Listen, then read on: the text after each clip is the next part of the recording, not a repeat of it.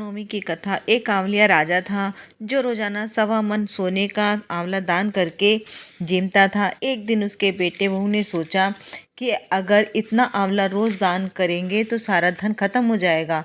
बेटा बाप से कहने गया कि ऐसे तो सारा धन लुटवा दोगे, अब आंवला दान नहीं करना। राजा रानी दुख के मारे उजाड़ खेत में जाकर बैठ गए।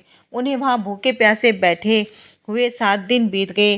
राजा आंवला दान नहीं कर सका और आंवला दान किए बिना खाना कैसे खाए। जब भगवान ने सोचा कि अगर मैं इसका सत नहीं रखूंगा तो दुनिया में कोई मुझको नहीं मानेगा।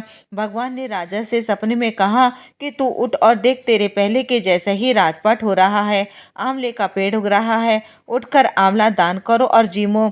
राजा रानी ने उठकर देखा तो पहले जैसा ही राजपाट और सोने का आंवला हो रहा था। वे लोग रोजाना पहले की तरह 1.25 मन सोने का आंवला दान करने लगे। उधर बेटे बहू के अन्नदाता से बैर पड़ गया। आसपास के लोग कहने लगे कि जंगल में कांवलिया राजा रहते हैं, उनके पास चले जाओ, वह तुम्हारा दुख दूर कर देंगे। वे लोग वहां पहुंचे तो रानी ने ऊपर से देख लिया। अपने आदमियों से कहा कि इनको काम पर रख लो, इनसे काम तो कम कराओ और मजदूरी ज्यादा देना। एक दिन रानी ने अपनी बहू को बुलाकर कहा कि मेरे सिर धो दे। बहू सिर धोने लगी तो बहू के आंख में से आंसू रानी की पीठ पर गिर गया। रानी ने पूछा कि बहू तू रोने कैसे लगी, जैसी बात है बता।